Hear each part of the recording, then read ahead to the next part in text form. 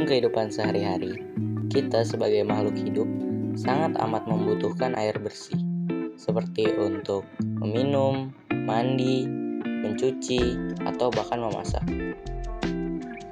Air bersih adalah air yang tidak tercemar. Tapi, bagaimana kita tahu bahwa air tidak tercemar?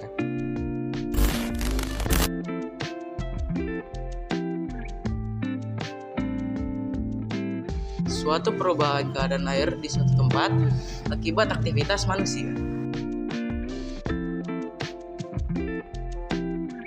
Limbah pertanian, limbah industri, dan limbah rumah tangga.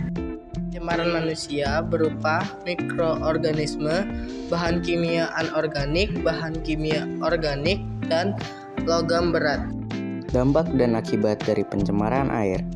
Dampak pencemaran air berupa perubahan bau air, perubahan warna air, dan perubahan rasa air.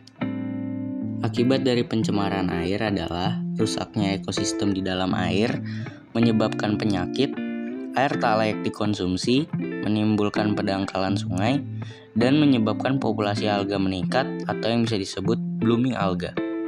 Upaya mengurangi pencemaran air. Upaya mengurangi pencemaran air adalah tidak membuang sampah ke sungai atau laut, mengurangi penggunaan bahan kimia, menghemat air bersih, mengawasi penggunaan pestisida atau pupuk, mengelola limbah dengan instalasi pengolahan air atau yang bisa disebut dengan IPAL.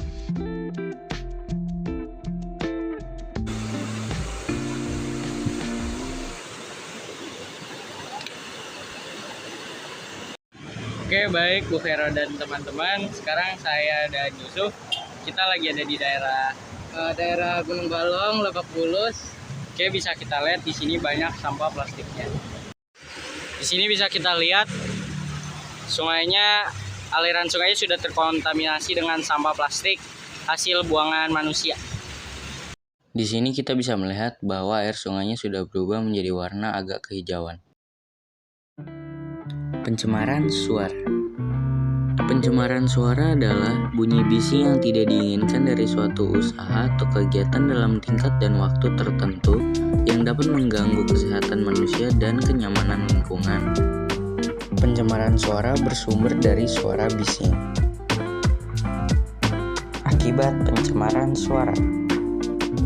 Hilangnya kemampuan mendengar atau rusaknya gendang telinga, kematian, dan terganggunya pendengaran. Upaya untuk mengurangi pencemaran suara adalah membuat dinding kedap suara, menanam tanaman untuk meredam suara di sekitar rumah, jalan, dan pabrik. Mesin-mesin yang dapat mengeluarkan suara bising harus dilengkapi oleh alat peredam suara, dan para pekerja harus menggunakan penutup telinga untuk mencegah terganggunya pendengaran. Di sini ceritanya Ken menjadi seseorang yang mengalami gangguan pendengaran dan Jonathan menjadi orang yang sedang memanggilinya.